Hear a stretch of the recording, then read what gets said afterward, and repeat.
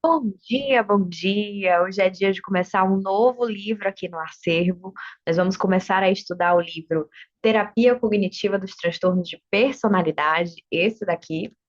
Hoje é a primeira aula, então talvez você esteja assistindo essa aula não dentro do Acervo, mas no YouTube, porque normalmente eu disponibilizo a primeira aula de cada um dos livros. E saiba que o restante das aulas do livro completo vão estar dentro do Acervo. Se você quiser participar do Acervo, o link está aqui embaixo para você se inscrever. Bom, mas hoje a nossa missão é conversar sobre o capítulo um e, claro, sobre o prefácio, sobre como que esse livro é estruturado. Então, eu vou apresentar um pouquinho disso tudo para vocês, tá? Deixa eu colocar o livro para cá e compartilhar com vocês o slide para que vocês possam acompanhar melhor essa exposição. Pronto. Agora sim. Bom, o livro Terapia Cognitiva dos Transtornos da Personalidade, ele é um livro muito interessante. E é um livro de uma leitura bem técnica, às vezes um pouco difícil, então eu acho que vocês vão gostar muito de alguns pontos que a gente vai conversar aqui para facilitar a compreensão, o entendimento e a aplicabilidade do conteúdo do livro. E a gente vai começar um pouco pelo prefácio, em que ele conta um pouco da história do livro, de qual que é a proposta, enfim. Ele começa trazendo uma definição bem do senso comum, assim, do que são os transtornos de personalidade, né? Ele fala que os transtornos de personalidade são transtornos enraizados no self de um indivíduo, ou seja, no senso de si, e que muitas vezes esses transtornos eles cobram um preço significativo da vida daquela pessoa, afetando as relações sociais, afetando o trabalho, afetando basicamente tudo que elas fazem e tentam fazer na vida. E que, de um modo geral, na sociedade, a gente costuma descrever pessoas que têm transtorno de personalidade com alguns adjetivos, como sendo difíceis, problemáticos, desafiadores, persistentes e até mesmo intratável. Essa do intratável eu nem coloquei em negrito e destacado porque eu achei um pouco pesado, mas de fato, a gente escuta muitas pessoas falando sobre isso. Eu acho que difícil e problemático talvez sejam os comentários mais comuns da gente ouvir sobre pessoas que têm transtornos de personalidade, né? Então, fulano é muito difícil, fulano é muito problemático. E aí vamos entender um pouco da história do livro. Como foi que esse livro foi criado, né? Em 1988, Aaron Beck, que é o criador da terapia cognitiva comportamental, pediu para o Arthur Freeman, que é outro autor desse livro, vocês podem ver o nome dele aqui embaixo, Arthur Freeman, para colaborar com ele, criando uma obra explicando como tratar e falando sobre os transtornos de personalidade. Até então, nessa época, em 1988, o modelo vigente de psicoterapia para tratar os transtornos de personalidade era o modelo psicodinâmico, advindo da psicanálise. E eles eram vistos, né, os transtornos de personalidade, como neuroses ou estilos neuróticos. Mas, nessa época, já haviam sido publicados dois outros livros importantes dentro da terapia cognitiva, que era o livro Terapia Cognitiva da Depressão, que foi publicado em 1979, e o livro Transtornos de Ansiedade e Fobia, uma perspectiva cognitiva, que foi publicado em 1985. Então, já que haviam sido publicados esses dois primeiros livros e tinham tido uma resposta, né, tanto clínica quanto uma resposta da publicação do livro em si muito positiva, o próximo passo natural, a próxima fronteira, era de fato pegar a terapia cognitiva de Beck e aplicar para os transtornos de personalidade.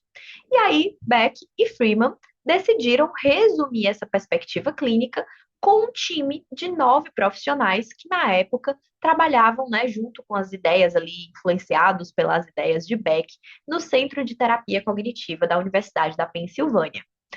Esse grupo de 9 integrantes iniciais, hoje em dia, são os membros fundadores da Academia de Terapia Cognitiva.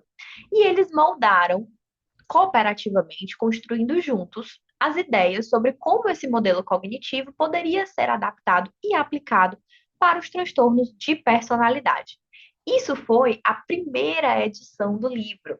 Essa edição que nós estamos estudando é a terceira edição do livro.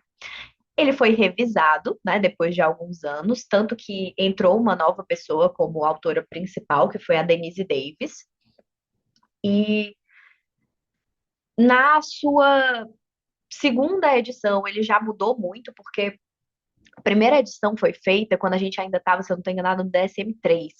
Então, esse DSM ainda tinha uma visão muito psicanalítica, ele ainda trazia as categorias, né, de análise eram muito diferentes. E aí o livro foi se atualizando conforme o DSM foi se atualizando, e os transtornos de personalidade mudaram muito, né, dentro dos anos, assim. E aí um fato interessante. Ainda que essa terceira edição, ela foi atualizada pela última vez em 2012, quando a gente já tinha o DSM-5, e ela foi reimpressa em 2017, né? Que é essa versão do livro, essa que eu tenho, que eu estou mostrando aqui para vocês, é a que foi reimpressa em 2017 e foi em 2012, né? Revisada e o conteúdo que está aqui foi esse, já alinhado com o DSM-5. No entanto, esse parágrafo que eles colocam no livro é muito interessante, assim, porque às vezes, quando enfim, alguém que está olhando o livro meio desavisado, que não conhece um pouco dessa história, né, que não parou para olhar com atenção a história do livro, ela pode olhar para ele e dizer assim: nossa, que livro desatualizado, tem uns capítulos de personalidade nada a ver, né? Tem um transtorno de personalidade passiva-agressiva, tem uma personalidade depressiva, isso nem tá mais no DSM, que coisa ultrapassada. Mas na verdade, gente, não, tá? Esse é um ponto muito interessante desse livro aqui.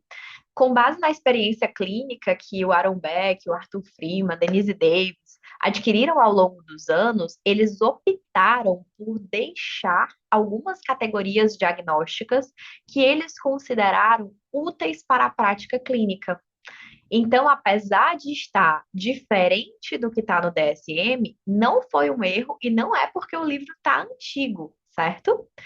Então, nos 100 anos combinados de prática clínica, como eles dizem nesse parágrafo aqui, todos eles haviam atendido muitos pacientes que satisfaziam os critérios de personalidade passiva-agressiva, também a personalidade depressiva, e eles entenderam que era necessário a manutenção dessas categorias diagnósticas para auxiliar na nossa prática clínica.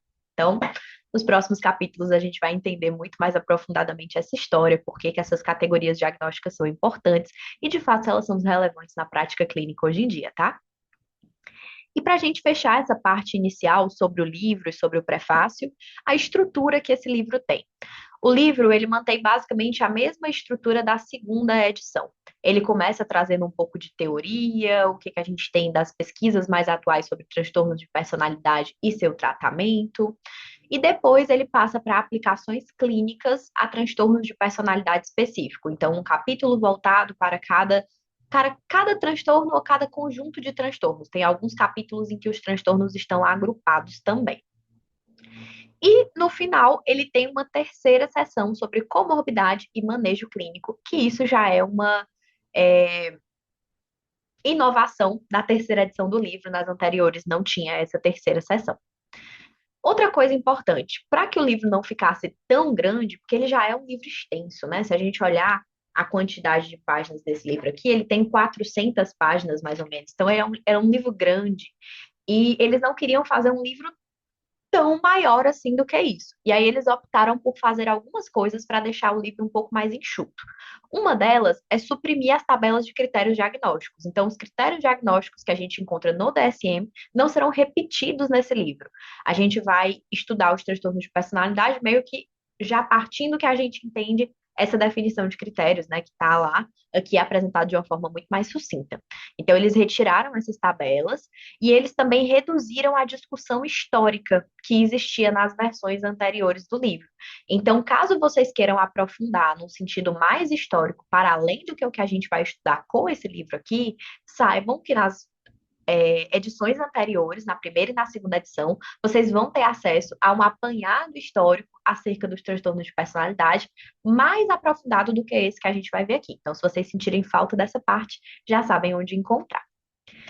E no final das contas, ele fecha esse prefácio ressaltando que uma compreensão sólida da TCC, que é a terapia cognitiva comportamental de Beck, clássica, né, é essencial para a pessoa conseguir fazer uma utilização desse livro de forma adequada. Então, eu aproveito esse gancho deles para fazer um parênteses para vocês que, se vocês ainda têm muita dúvida de como a TCC funciona, talvez esse livro não seja o melhor lugar para você começar a estudar. Aqui dentro do acervo mesmo, a gente tem o livro da TCC, de TCC da Judith Beck, a gente tem, vai ter muito em breve, né, o Aprendendo a TCC, que também é uma referência muito boa. Deixa eu mostrar esses dois livros para vocês, inclusive. São esses aqui, tá? Terapia Cognitivo-Comportamental, da Judith Beck, e o Aprendendo a Terapia Cognitiva Comportamental. São exemplos de livros básicos que eu recomendo que vocês tenham lido antes e entendido muito bem, antes de lerem esse livro, TCC dos Transtornos da Personalidade. Senão vocês podem ter bastante dificuldade na leitura, na compreensão e mais ainda na aplicação do conteúdo nas sessões de vocês. Então, comecem por aqui, para depois ir para esse livro, beleza? E a nossa missão de hoje é iniciar a parte um, que fala sobre teoria, pesquisa e métodos clínicos, especificamente sobre o capítulo um, Visão Geral da Terapia Cognitivo-Comportamental dos Transtornos da Personalidade, beleza? Para a gente cumprir essa missão, deixa eu contar um pouco para vocês primeiro sobre essa parte um. Essa parte um, ela é composta de 7 capítulos e ela vai falar sobre o que a gente tem que entender sobre o transtorno de personalidade. Então, ela vai falar sobre como fazer a avaliação, qual é a teoria por trás dos transtornos de personalidade, como são os mecanismos neurais. Então, a gente vai falar um pouquinho de neurociência também ali no capítulo 4. A gente vai falar um pouco sobre princípios gerais das técnicas, a importância da aliança terapêutica e também como levar em consideração características do paciente, como diversidade e cultura, para a gente poder tratar os transtornos da personalidade, beleza? E para começar essa aventura da primeira parte, capítulo 1. O capítulo 1 se chama Visão Geral da Terapia Cognitiva Comportamental dos Transtornos de Personalidade. E eu fiz uma modificação na estrutura, porque eu achei que a estrutura dele é um pouquinho confusa. Eu espero que da forma que eu modifiquei fique mais fácil de entender e seja uma aula mais dinâmica, mais fluida, mais interessante para vocês assistirem. Inclusive, me deem um feedback sobre isso, né? Quem está aqui no acervo, quem está no YouTube também, se vocês gostaram da estrutura e se vocês tiverem lido o capítulo, se vocês acharam melhor essa estrutura que eu coloquei do que a do capítulo em si, beleza? Bom, evidências para usar a TCC como tratamento dos transtornos de personalidade. Então, primeiro a gente vai começar falando, né, por que usar a TCC? Qual é a evidência que a gente tem hoje? Algumas observações sobre isso. Depois, um pouquinho sobre o que é personalidade, como funcionam esses modelos que a gente tem para explicá-la. Em seguida, aprofundando o modelo de TCC para transtorno de personalidade e, no final, aplicando a TCC aos transtornos de personalidade. Então, esse capítulo um, ele se preocupa também em te dar uma base teórica. Já que para o entendimento do livro, para a aplicação do livro, a gente precisa ter uma base de TCC muito boa, né? Tanto que a gente fez essa observação aqui de começar lendo estes livros. Então, nesse capítulo um ele vai fazer meio que um alinhamento ali, falar o básico da TCC, como é que isso funciona, e depois aplicar isso para o transtorno de personalidade, tá? Começando então pelas evidências. Qual o apoio empírico que a gente tem para utilizar a terapia cognitivo-comportamental como tratamento para os transtornos de personalidade? Aqui, a gente vai falar de uma TCC que é integrativa e multimodal. Essa TCC, gente, ela não é diferente necessariamente da TCC clássica tradicional de Beck que vocês estão acostumados a ouvir sobre e falar sobre, tá? A diferença da TCC-IM para a TCC tradicional de Beck, que muitas vezes é referenciada nos livros apenas como TC, né, terapia cognitiva, que a gente já identifica e já sabe que é a do Beck clássica tradicional. A grande diferença é que essa TCC, ela é integrativa e multimodal, então ela é mais ampla. Ela consegue adicionar novos métodos e ela tem uma característica de integrar outros componentes dentro do tratamento, tá? A gente vai falar de forma mais aprofundada dela quando chegar aqui nessa parte final do capítulo, em que a gente vai aprofundar um pouco a TCC e ver como aplicá-la para os transtornos de personalidade. Mas antes da gente começar, eu queria deixar claro para vocês que dentro da revisão do estado da arte, da literatura científica como a gente conhece hoje, a TCC-IM, ela é um tratamento psicológico, ela não é somente uma psicoterapia. Barlow, que é um dos grandes nomes da psicologia, ele propôs essa diferenciação entre o que é psicoterapia, que é qualquer intervenção psicológica em saúde mental, de um tratamento psicológico, que é uma intervenção dirigida a condições clínicas específicas e normalmente baseada em evidências, tá? Então, quando a gente fala da TCC e da TCC-IM também, que é a que ele vai focar mais dentro desse capítulo, a gente está falando de um tratamento psicológico com evidências, dirigida a uma condição clínica específica, nesse caso, os transtornos de personalidade, beleza? E também David e Montgomery, em 2011, eles trouxeram que uma verdadeira psicoterapia baseada em evidências deve ser validada tanto em termos de eficácia e efetividade daquele protocolo clínico, quanto da teoria subjacente a esse protocolo que está sendo proposto. Então, não só mostrar que aquilo funciona, mas mostrar também que aquilo tem um respaldo teórico, que está construída a teoria daquele protocolo de uma forma coerente com o conhecimento produzido até então, tá? E aí a gente vai já aprofundar um pouquinho mais sobre essa questão da eficácia e efetividade. Aguardem. Hoje, entre os tratamentos que a gente tem para serem investigados para o transtorno de personalidade, a gente tem vários tratamentos psicológicos sistêmicos que são baseados na TCC, mas muitas vezes uma ampliação do modelo original. Aqui a gente pode ver quais são esses tratamentos. Os principais é a terapia de aceitação e compromisso, conhecida como TAC, abreviada como TAC, na verdade, terapia comportamental dialética, abreviada como TCD, terapia dos esquemas, também conhecida como TE, terapia cognitiva, TC, clássica do Beck, e terapia racional emotiva comportamental, ou TREC, conhecida ali pelo Albert Ellis, que foi o seu idealizador. Então, sobre os tratamentos para transtornos de personalidade, a gente tem sendo investigados todos esses que a gente colocou aqui, principalmente a comportamental dialética, a terapia do esquema, a terapia comportamental clássica do Beck e a TCC multicomponentes, que seria essa TCC um pouco mais ampla, que inclui ali uma série de intervenções específicas que a gente vai ver mais na frente também em mais detalhes sobre essa TCC multicomponentes.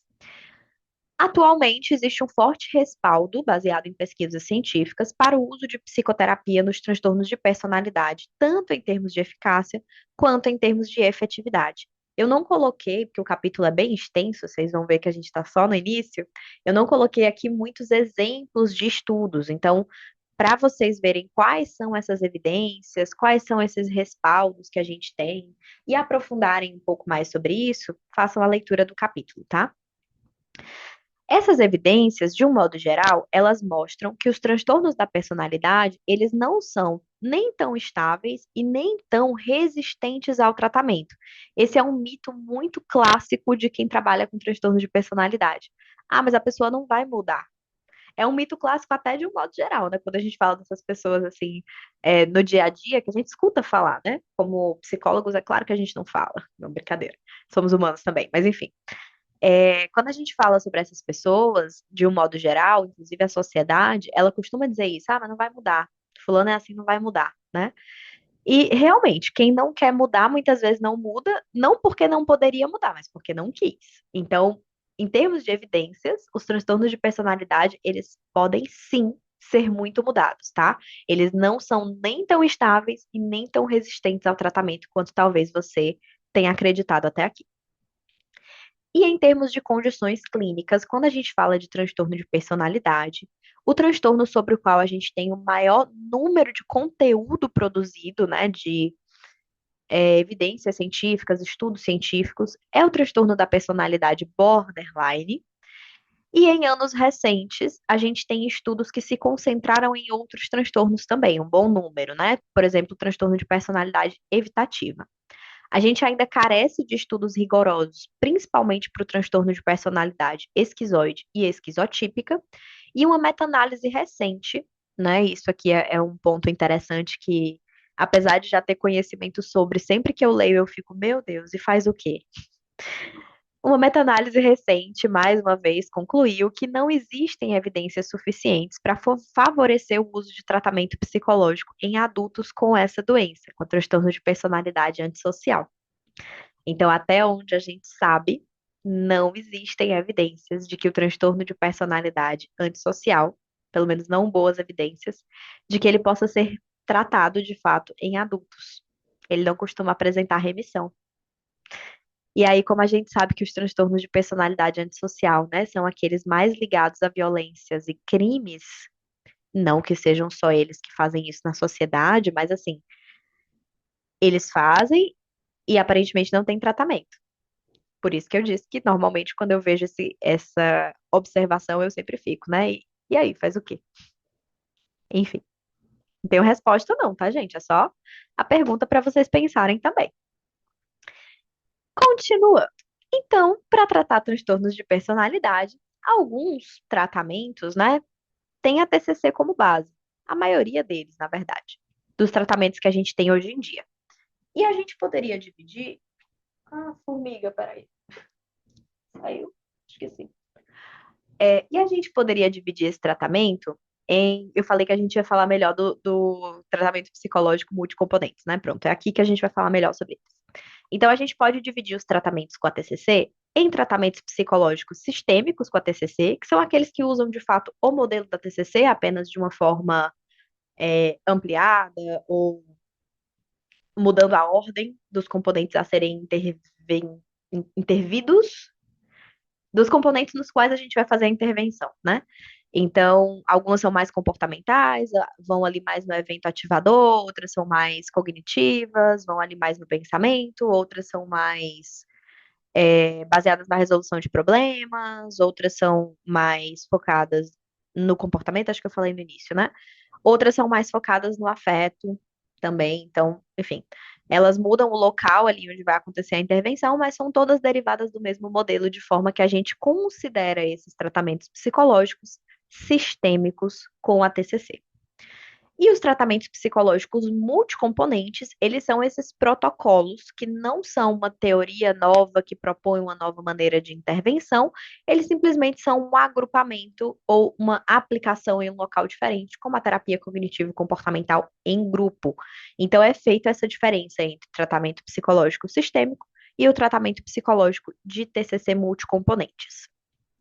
O que que a gente tem hoje em dia para tratar transtornos de personalidade? Tratamentos psicológicos sistêmicos que possuem boas evidências. Terapia comportamental dialética, terapia do esquema, TCC e terapia racional emotiva de Ellis, a TREC, e ATAC, terapia de aceitação e compromisso.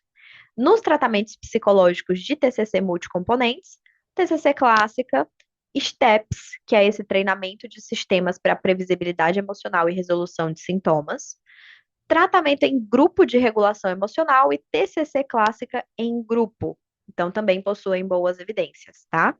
Claro que algumas dessas evidências possuem restrições, né? Não é que todas são maravilhosas e todas tratam maravilhosamente bem os transtornos de personalidade, tanto que delas, as que possuem menos ressalvas é a TCC clássica.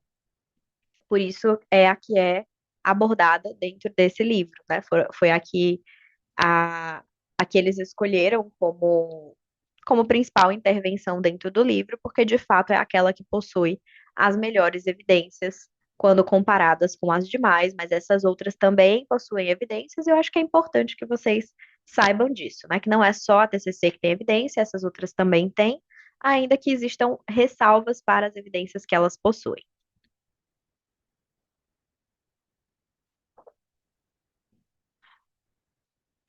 E existem outros tratamentos psicológicos que também são utilizados para tratar transtornos de personalidades, que também têm sido investigados, como a psicoterapia psicodinâmica, sim, psicanálise.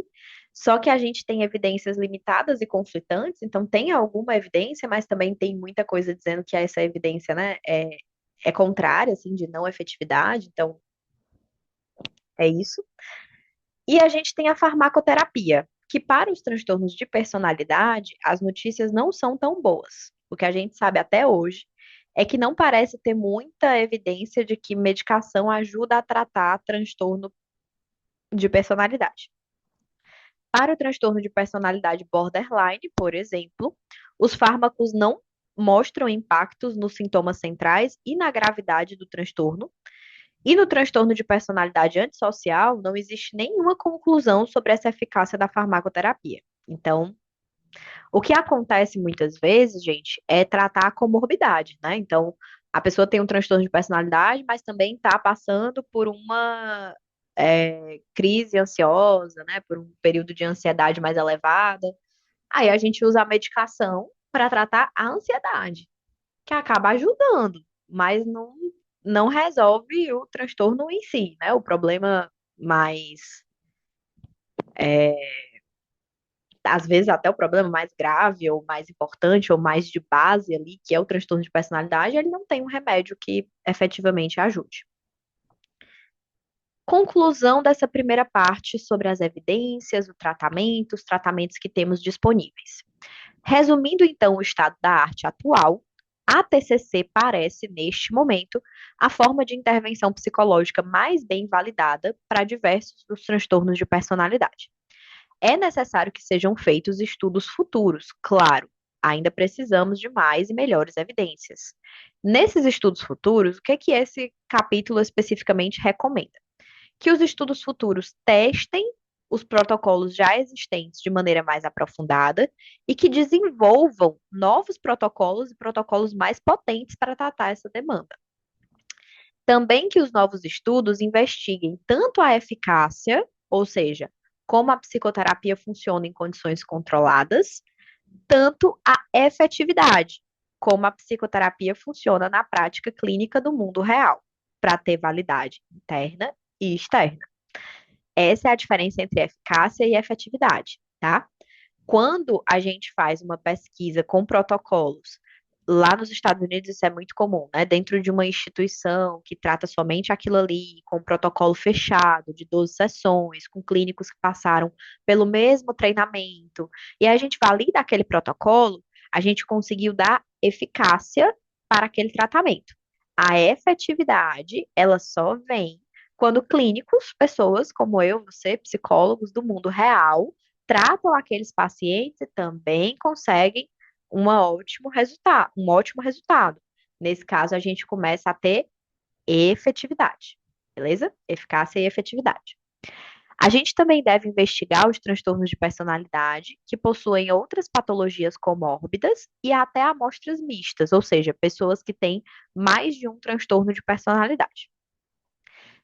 Outra coisa que ele pontua é que os estudos devem não só testar os protocolos, mas também olhar e validar a teoria por trás dos protocolos, para ver se nesse ponto de vista, né, que ele chama de etiopatogenético, que é como aquela doença surgiu, a explicação de como aquela doença surgiu, a gente consegue ter um avanço maior do que simplesmente pensar na redução de sintomas. Ele pede para que a gente faça estudos nessas duas direções.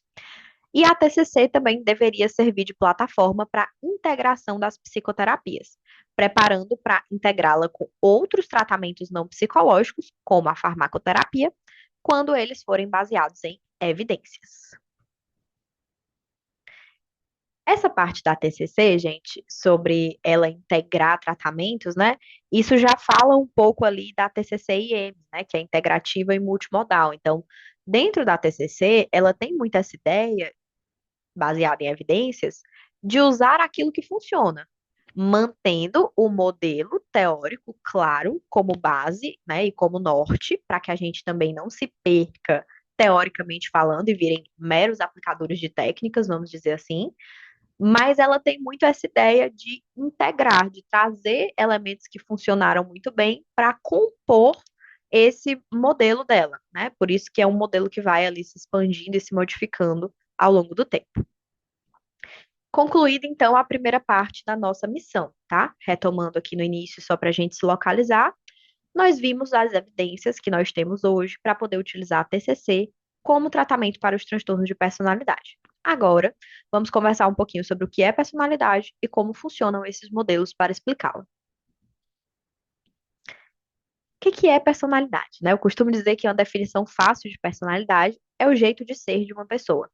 É aquilo que ela é, a forma como ela age, basicamente qualquer adjetivo que você consiga dar para alguém, você vai estar falando da personalidade dela em alguma medida. Essa personalidade humana normal, ela é formada por traços, por características. E cada pessoa possui ali traços centrais, traços principais, traços secundários. Então tem coisas que são assim, né, aquele negócio me descreve muito, sou muito eu. Já tem coisa que você fala, sou eu às vezes, sou eu mais ou menos. Me descreve mais ou menos, secundário, né? E aí a gente vai meio que entendendo como é que a gente funciona com base nessas características. Quando a gente fala em termos científicos de traços de personalidade, a gente pode olhar para eles em vários prismas. Por exemplo, em termos de desempenho, que seria, né, em que medida a resposta de um indivíduo se compara a padrões. A gente falaria aí de aptidões, como inteligência, criatividade, e aí a gente vai se definindo, né? Ah, eu sou uma pessoa inteligente, sou uma pessoa criativa, e algumas pessoas vão se definir de outras formas em relação a esses termos. Outro prisma, outro ponto, né, de visão, outro lado do prisma que a gente pode olhar seria em termos de valores sociais, características meio que morais ali de uma pessoa, como generosidade, agressividade, e também em termos de dinamismo e energia, são traços relacionados ao temperamento, mais explosivo, mais impulsivo, mais inibido, mais calado, mais agitado, enfim. Então, a personalidade, ela basicamente é esse conjunto de jeitinho de ser que cada um de nós possui. E ao longo do tempo, foram surgindo diversos modelos para explicar a personalidade. As pessoas pegavam essas características e tentavam criar determinados padrões. Então, tinham pesquisas, só para vocês entenderem um pouquinho como é que isso era feito, né? Tinham pesquisas que pegavam, por exemplo, adjetivos como esses que eu falei aqui, inibido, calado, agressivo, e aí tentavam agrupar isso de alguma forma, né? Então, dividir aquele grupo de pessoas que tinham determinados adjetivos e outros não tinham em padrões. Quantos padrões a gente consegue criar? Já que as pessoas tendem a ser parecidas entre si nesse jeito de ser, muitas vezes, né? Então, é como se existissem agrupamentos dessas características. Muito interessante isso, né? E aí, ao longo do tempo, pasmem, isso deu certo. De tanto eles juntarem essas características e tentarem criar modelos, hoje a gente tem o Big Five, que é um dos principais modelos. No capítulo, ele não visa fazer um apanhado histórico de todos os modelos que já existiram e existem. Ele apenas cita o Big Five para ilustrar, né? Que foi mais ou menos no que esses esforços de juntar esse jeito de ser desagou. No Big Five, a gente tem um conjunto de cinco principais aspectos da personalidade, do funcionamento, que a gente consegue padronizar um pouco ali essas pessoas em termos dessas características, que são os traços de extroversão, realização, conscienciosidade ou escrupulosidade, amabilidade ou socialização, neuroticismo ou estabilidade emocional e abertura para experiências. Então, a gente tem essas cinco grandes características que conseguem agrupar as pessoas. Mas esse modelo ele não é tão simples assim. O nosso objetivo aqui não é explicar esse modelo hoje. Inclusive, tem um outro vídeo aqui no canal do YouTube, né? Aqui no canal do YouTube. Quem está assistindo no acervo, vai lá no YouTube. Que fala sobre o Big Five, em que eu explico um pouco desse modelo para vocês. Como que esse modelo funciona? A gente tem dois polos. Então, por exemplo, num polo a gente tem a extroversão, mas no outro polo a gente tem a introversão, a pessoa mais introvertida. Num polo a gente tem a amabilidade, mas no outro polo a gente tem também o antagonismo, que são pessoas mais é, frias, críticas, que conseguem ali ser não tão amistosas assim. Então, cada um desses traços, ele tem um polo. É difícil dizer que é um polo positivo e um polo negativo, mas ok. Talvez em alguns casos seja. Mas é tudo muito debatível aqui, tá? Porque o traço, ele depende da visão social do traço. Então, o que que é positivo? Ser extrovertido ou introvertido? De um modo mais geral na sociedade, as pessoas, de um modo mais geral, as pessoas extrovertidas, elas tendem a ter mais sucessos socialmente falando, por serem sociáveis, expansivas, mas se elas forem extrovertidas demais, às vezes elas também são mal vistas socialmente falando, porque fala com todo mundo e isso acaba chateando algumas pessoas que acham que também a pessoa não dá atenção, né, para os amigos, enfim. Então, é debatível. Todos esses traços, a questão do positivo e negativo é debatível, mas eles têm dois polos. Isso é certo, né? Um polo que é um extremo daquela característica e no outro polo o outro extremo da característica. Falando de uma forma bem geralzona, o ideal seria o equilíbrio. Nem tão introvertido, nem tão extrovertido. Nem tão amável, nem tão antagonista. Nem tão emocionalmente instável, nem tão emocionalmente estável. Então, o equilíbrio ali seria talvez o melhor ponto para falar de vantagens sociais, né? Mas é tudo muito debatível e questionável aqui, como eu falei. E aí, cada fator inclui traços específicos dentro dele. Então, por exemplo, esse fator extroversão, ele inclui sentimentos positivos, assertividade, dinamismo e outros traços dentro dele, tá? Então, é um modelo complicado que tem um polo, tem o outro, dentro de cada polo tem, tipo, traços específicos que falam daquela característica geral. Mas só para vocês entenderem um pouquinho sobre os modelos de personalidade. Como no livro a gente está falando muito sobre tratamento, então a gente vai precisar lançar mão das escolas teóricas da psicologia que se ocupam do tratamento. Um modelo como o Big Five, ele é um modelo que se preocupa em explicar o fenômeno, em explicar a personalidade. Mas ele não diz em nenhum momento como tratar ou sequer se aquilo precisa ser tratado, ou qual a abordagem a gente poderia usar para tratar. Então, são coisas diferentes com aplicabilidades diferentes. Já que dentro desse livro, o nosso objetivo é aprender a tratar os transtornos de personalidade por meio da terapia cognitiva, que hoje é o que tem melhor evidência, então, a gente precisa entender os modelos de personalidade que são elaborados pelas abordagens teóricas da psicologia e, principalmente, pela terapia cognitivo-comportamental, que vai ser a nossa base teórica dentro do livro que a gente vai estudar.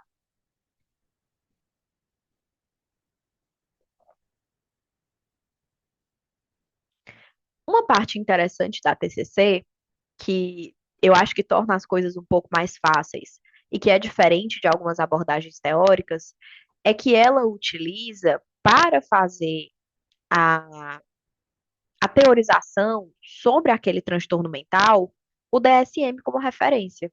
Então, ela está alinhada, né, o paradigma da TCC, esses pressupostos, do como que ela funciona, a teorização por trás da teoria, dessa teoria específica, dessa abordagem específica, ela está alinhada com esse paradigma vigente de modelo predominante de doença mental, né, os manuais diagnósticos. Então, o modelo da terapia cognitiva do transtorno de personalidade, ele vê a doença com base no sistema vigente, no DSM. E ela entende que o que acontece ali é uma hipertrofia de alguns traços, né, ou um excesso daquele traço, que se origina dentro de um contexto adaptativo, mas se torna exagerado e preponderante durante o curso de desenvolvimento. Então, é como se, assim, aquela pessoa que tem um traço. Eu vou usar o Big Five só para ilustrar, né? Um traço mais extrovertido. Em algum momento ao longo da vida dela, aquilo surge de forma adaptativa. Foi bom para ela ter sido extrovertida e foi necessário em um determinado momento. Só que aquilo se torna exagerado e preponderante, ou seja, ela se torna aquilo na maior parte do tempo. E isso pode se tornar um problema, e é isso que a TCC entende como um transtorno de personalidade. Outra coisa interessante é que a TCC, quando a gente entende, né, o que que é a TCC, e aqui é a parte do capítulo em que a gente vai aprofundar alguns conceitos básicos do que é TCC, como é que a TCC funciona, ela possui um conjunto de princípios teóricos interrelacionados, que é meio que uma arquitetura da TCC, né? Como é que aquilo ali se encaixa. E essa arquitetura, ela também tem um conjunto de técnicas que se organizam em estratégias clínicas, que são protocolos. Essa estrutura, ela fica mais ou menos assim, tá? Quando vocês ouvirem falar de arquitetura da TCC, eu quero que vocês lembrem desse slide aqui que eu estou mostrando agora. E no livro da Judite, a gente tem o aprofundamento disso aí, certo? Vou até olhar aqui o capítulo para dar para vocês como referência. Então, a terapia cognitivo-comportamental, ela tem uma série de princípios que a Judite mostra aqui, inclusive, era um capítulo separado na anterior, mas agora é junto. Deixa eu ver onde é que tá os princípios.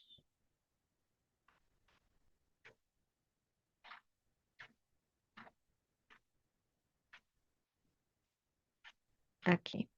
Visão geral do tratamento, capítulo 2, tá?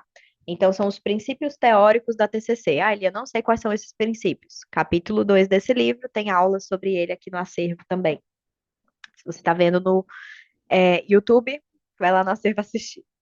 Então, a TCC, ela tem esse conjunto de princípios teóricos que orientam toda a funcionamento da teoria.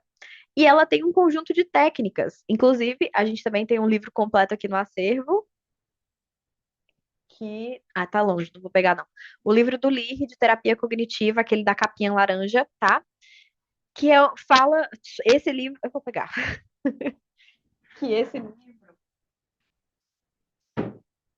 Não estava longe, não, né? Foi preguiça mesmo. Que esse livro. Ele fala só sobre técnicas. Então, não tem só ele, não são todas as técnicas que estão aqui, mas só para vocês entenderem, né? Então, um conjunto de técnicas com princípios teóricos que se juntam e formam protocolos de tratamento. Esses protocolos de tratamento, por sua vez, inclusive nós temos aqui no acervo também, livros como esse, que é o Manual Clínico, que fala somente de protocolos. Então, ele faz a junção do que tem nesses livros base, formando protocolos específicos para tratar transtornos específicos. Bom, essa é a arquitetura da TCC. É assim que a TCC funciona e arquiteta os seus tratamentos. Ela vai juntando ali a teoria com as técnicas e propondo protocolos de tratamento específicos para demandas específicas. E é assim que a gente tem o protocolo para TOC, para TDAH, para TAG, enfim. E aí vamos, dentro dos transtornos de personalidade, trabalhar um pouquinho, né, desse paradigma da TCC, qual é a estrutura da TCC, como é que essa arquitetura vai ser importante aí para a gente. Então, Beck e Ellis, que são os autores clássicos que a gente tem do modelo cognitivo, eles estabeleceram qual seria essa estrutura da TCC, como é que a TCC funciona, que é o que a gente conhece por modelo cognitivo. Em consonância com modelos anteriores, eles não acham que os transtornos de personalidade são expressão de uma doença ou de um conflito interno. Eles veem os transtornos de personalidade como respostas a estímulos específicos ou gerais que foram aprendidas. E essas respostas do indivíduo não eram tratadas do mesmo modo, ou seja, pensamento não era tratado do mesmo modo que comportamento, emoção não era tratada do mesmo modo que comportamento e nem do mesmo modo que pensamento. Então, cada resposta do indivíduo que foi aprendida, que veio de uma história de vida, ela era tratada dentro dos modelos teóricos da TCC de uma forma diferente. E nesses modelos teóricos, o componente cognitivo era sempre aquele que era mais enfatizado, que tinha mais ênfase e atenção. E aí ele meio que era uma causa dos outros, mas tanto Beck quanto Ellis, eles deixaram muito claro que todas essas respostas estão interrelacionadas, que elas formam uma estrutura psicológica que é interativa e multidimensional. Ou seja, não, a cognição não tem aquela primazia da cognição, né? Ela não é mais importante do que as outras coisas. E aí, o modelo cognitivo, essa arquitetura da TCC, o modelo cognitivo ou o modelo ABC, ele fala que vai existir sempre um evento ativador que vai gerar crenças, que são a nossa interpretação sobre esse evento ativador, que vai gerar consequências. consequências emocionais, comportamentais e psicofisiológicas. O A, que é o evento ativador, se refere a qualquer evento externo ou interno. O B se refere às crenças do indivíduo e principalmente à forma que a gente faz o processamento das informações, que é essa maneira em que eu assimilo, né, aquilo que acontece comigo ao longo da vida, inclusive depois de um tempo, as novas informações são aprendidas com base naquelas que já foram aprendidas anteriormente. E também esse B, essas crenças, né, elas podem ser conscientes ou inconscientes. Nesse caso aqui, a gente está falando do inconsciente cognitivo funcional ou estrutural. Para você que não sabia que a TCC também considera o inconsciente, bem-vindo, agora você está sabendo. A terapia cognitivo-comportamental acredita que existe um inconsciente, que é chamado de inconsciente cognitivo, funcional ou estrutural, né? Cognitivo funcional ou cognitivo estrutural. Esse inconsciente significa aquilo que ainda não está na consciência por falta de articulação. Então, imaginem que muitas vezes um paciente chega para você no consultório e ele diz assim: Ah, eu estou sentindo uma angústia muito grande. Aí você pergunta: Por quê? Ele diz: Não sei. A informação do porquê que ele está sentindo aquela angústia muito grande, ele tem. Ele só não está conseguindo articular isso para mim. Ele não consegue dizer, ele não consegue nomear, porque isso está como se fosse confuso dentro desse inconsciente cognitivo, funcional e estrutural. Quando a gente consegue tirar de lá e trazer para a consciência, elaborar aquilo ali por meio da linguagem, ele vem para a consciência, ele fica claro para a gente conseguir trabalhar com aquele conteúdo, certo? Então, o inconsciente para psicologia o inconsciente para psicologia cognitiva é basicamente isso. Hum, uma outra observação que eu ia fazer. O B, né, aqui no caso, é porque vem de beliefs, que é crenças em inglês, tá? C, de consequências, refere-se a várias consequências na forma de respostas subjetivas. Aqui a gente inclui resposta comportamental, psicofisiológica. E, de um modo geral, qual é a relação relevante que a gente tem dentro da prática clínica? Saber que as consequências disfuncionais estão associadas com cognições distorcidas e que as consequências funcionais estão associadas com crenças menos distorcidas e mais adaptativas, certo? Outra coisa importante também, se você tem uma dificuldade de entender como é que esse vocês estão vendo que esse livro ele precisa de muita referência, né? Então, eu já peguei uma ruma de livro aqui só no capítulo 1. Mas não vai ser todos os capítulos assim, não. É porque eu quero situar vocês bem. Se vocês têm uma dificuldade de entender essa parte que eu falei sobre o processamento das informações, eu recomendo que vocês assistam também, antes de começar a estudar esse livro aqui, o questionamento socrático para terapeutas, os primeiros capítulos dele, principalmente os 3 primeiros, que aí vocês vão conseguir entender melhor como é que acontece esse processamento de informações, porque como ele vai ensinar a técnica de como questionar, ele explica muito bem como é que a cognição é meio que formada ali. Então, comecem por aqui se vocês têm dúvida nisso, né? Nessa parte no B, nos beliefs aí, de como é que elas se formam, por que que a gente interpreta da forma que interpreta. E aí, assim, dentro do modelo cognitivo, ele é algo que meio que, vamos dizer, se retroalimenta. Então, eu tive um evento ativador que gerou crenças que gerou consequências. O C, ele pode se tornar um novo A, ou seja, o fato de eu ficar ansiosa pode ser um novo evento ativador, que vai trazer crenças secundárias, né, ou metacrenças, e por sua vez, consequências secundárias ou metaconsequências. E isso vai interagindo de uma forma super complexa. Então, quando a gente olha o modelo, que a gente vê tipo A, B, C, nossa, que simples, né? Na verdade, não. É super complexo porque acontece vários eventos ativadores ao mesmo tempo, com várias crenças ao mesmo tempo. Uma crença pode se tornar evento ativador, então vira uma análise em cadeia de um negócio assim super emaranhado, tá? Aqui é só para a gente entender como é que o negócio funciona. E aí, a partir dessa arquitetura básica, desse modelo cognitivo, foram desenvolvidas uma série de modelos de tratamento. Dependendo do tipo de cognição enfatizada em B, então, dependendo do tipo de cognição, será crença intermediária, central, pensamento automático, dependendo da sequência das estratégias clínicas, ou seja, não, no modelo da TCC, primeiro modifica pensamento, depois vai para o afeto e depois para a crença. Não, no modelo da ACT, primeiro vai para a emoção, depois vai para a crença, depois vai para o comportamento.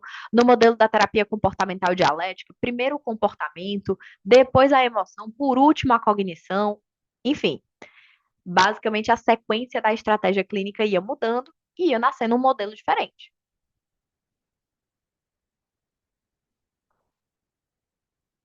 E também de como o terapeuta, guiado pelo paciente, lida com condições e eventos clínicos. Se ele vai mais para a solução de problemas, se ele vai mais para um aprendizado de mindfulness, enfim. E foi assim que surgiram tantos modelos. Em relação ao tipo de cognições. Para Beck e Ellis, existiam dois tipos de cognições: as cognições frias e as cognições quentes. As cognições frias são aquelas que são apenas descrições da realidade. Por exemplo, minha esposa não está em casa, ou interpretações e inferências que o indivíduo fez. Por exemplo, a minha esposa está por aí me traindo.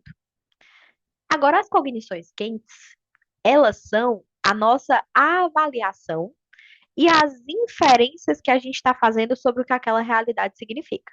Por exemplo, minha esposa não deveria me trair. E se isso acontecer, será horrível e será a pior coisa possível. Nesse caso, as cognições, tanto frias como quentes, elas podem ser crenças mais superficiais ou mais centrais.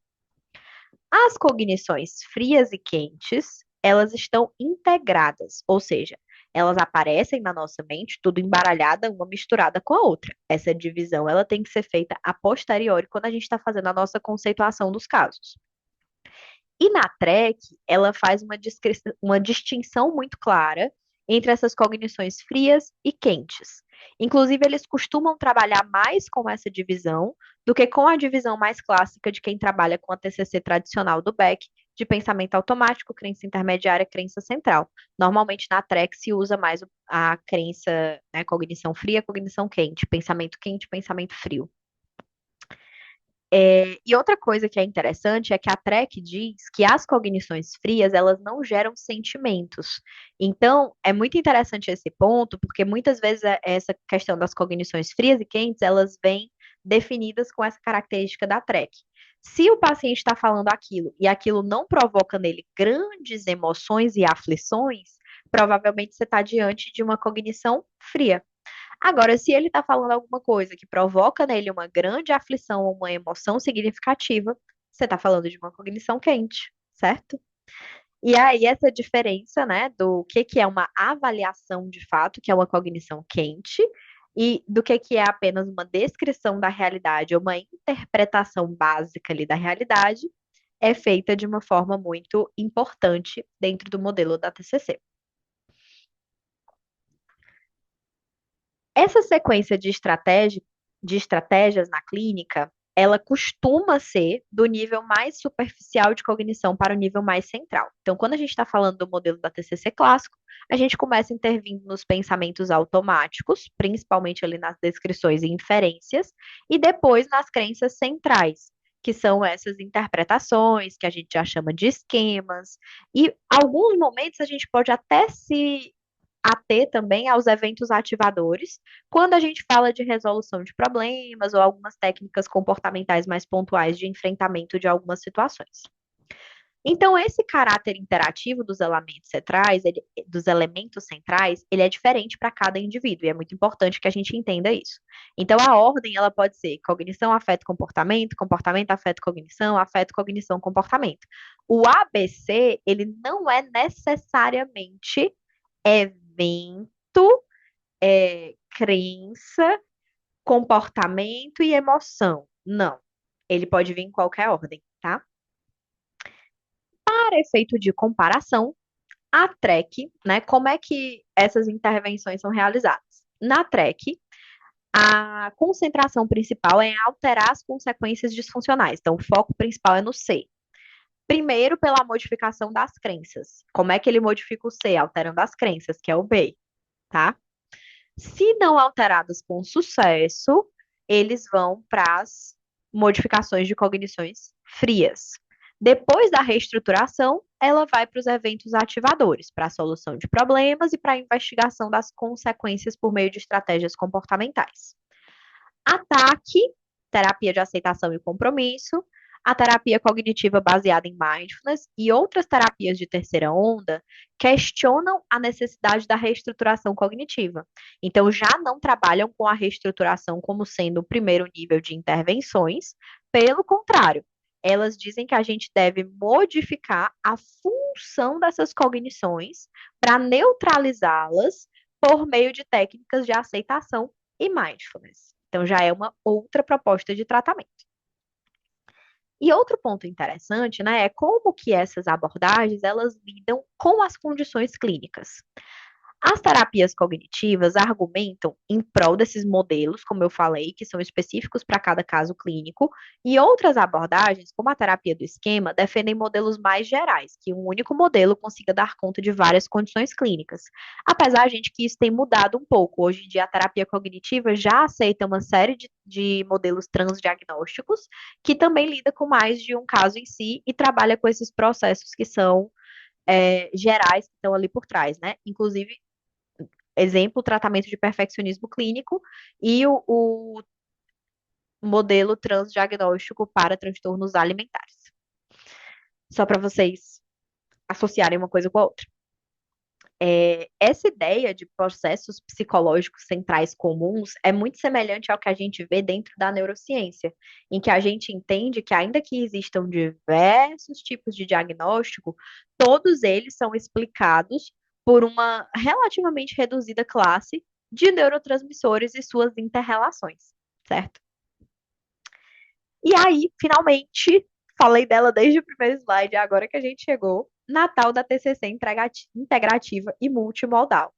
Porque, de fato, como ela precisa da base da TCC clássica, e eu queria situar vocês em relação aos transtornos de personalidade, eu achei que desse jeito fez mais sentido, mas como eu disse, depois me digam se vocês concordam.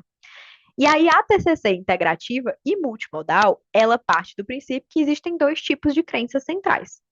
Cognições frias, igual a definição do Beck, igual a definição do Ellis, né? De que a gente vai incluir aqui crenças de inamabilidade e desamparo, e os tipos de cognições quentes, que aqui já tem mais as crenças intermediárias, que seriam ali na definição do Beck, ou as crenças irracionais, que são colocadas pelo Ellis, né, que ele divide em categorias de exigência, catastrofização, intolerância à frustração, avaliação geral do valor humano, tá? Esses 4 tipos. Todas essas são consideradas esquemas aqui, então seriam por isso crenças centrais, né? E aí algumas observações sobre a TCC e M. Em termos fenomenológicos, os pensamentos automáticos, essas crenças quentes e frias, elas afloram em nossa consciência de modo misto, ou seja, as quentes junto com as frias não tem ali uma organização. Diversas crenças centrais interagem para criar um viés de processamento de informações, e isso gera consequências disfuncionais. Essa é a parte que eu disse que, se vocês têm dúvidas, aprofundem com o conteúdo inicial desse livro aqui. A fonte das crenças centrais tem a ver com uma predisposição ambiental e educacional, mas também biológica, genética e evolutiva. Então, por que a gente pensa do jeito que a gente pensa? Tem tudo que a gente aprendeu na nossa história de vida, mas também tem um papel da nossa genética. Outra coisa, os mecanismos de enfrentamento, eles não são processos cognitivos ou comportamentais diferentes. Eles entendem, dentro dessa teoria, que os processos cognitivos e comportamentais normais que possuem uma função diferente, isso é, de ajudar a enfrentar sentimentos e experiências. Ou seja, o mecanismo de enfrentamento ele é diferente da resposta adaptativa? Não, é a mesma coisa. O negócio é o contexto, como que aquilo é colocado, né? Então, todo comportamento igual entre si pode ser funcional ou disfuncional. Por exemplo, procrastinação. É uma resposta que pode ser funcional ou disfuncional, depende do contexto e de como a pessoa está utilizando, da frequência, da intensidade, enfim. Mas é a mesma resposta, tá? E por fim, a TCC/IM, ela acrescenta o conceito de processamento inconsciente das informações, o tal do inconsciente cognitivo estrutural, que eu já expliquei para vocês, e que essa informação, ela estaria ali em estruturas cerebrais mais automáticas, que a gente leva um tempo e tem um trabalho para poder entender, né? Por exemplo, a amígdala, e aí a gente teria que fazer a modificação não necessariamente por técnicas de reestruturação clássica, apesar de que em alguns casos elas podem ajudar, mas seria muito importante as técnicas comportamentais e as reavaliações baseadas em novas experiências. Então, o que realmente modifica, eu já falei isso em várias outras aulas, o que realmente modifica a nossa estrutura cognitiva é ter novas experiências, é usar aquele comportamento no nosso dia a dia para que realmente a gente comece a ver que a coisa funciona diferente do que o jeito que a gente pensava que ela funcionava antes. E aqui nós temos o modelo, a arquitetura moderna da TCC, que é essa TCC/IM integrada e multimodal, de como que a coisa acontece. É o mesmo modelo ABC, ele só está um pouco mais detalhado. Então, no A, a gente tem os eventos ativadores, que podem ser um acontecimento ou um evento privado, que é mediado aí pela existência do B, que é o processamento consciente das informações, onde a gente tem os dois tipos de crenças centrais, os vieses, as crenças, os pensamentos automáticos, um processamento inconsciente de informações ali, que é influenciado pela história de vida e pela genética, e a consequência, o C, né, que também inclui os sentimentos, o comportamento e a psicofisiologia envolvida. Belezura? E para fechar esse capítulo, agora vamos aplicar essa TCC para os transtornos de personalidade, só para vocês terem uma visão geral do tratamento, tá? No caso dos transtornos de personalidade, os mecanismos etiopatogenéticos, que é o estudo daquilo que provoca a doença, os principais mecanismos, eles devem ser relacionados com a crença central do indivíduo, certo? Então, para tratar transtorno de personalidade, a gente tem que trabalhar no nível de crença central, tá? Primeiro ponto importantíssimo que vocês não podem esquecer ao longo do livro inteiro. Essas crenças se formam pelas experiências que a pessoa teve ao longo do desenvolvimento e pelas predisposições biológicas, genéticas que ela tem.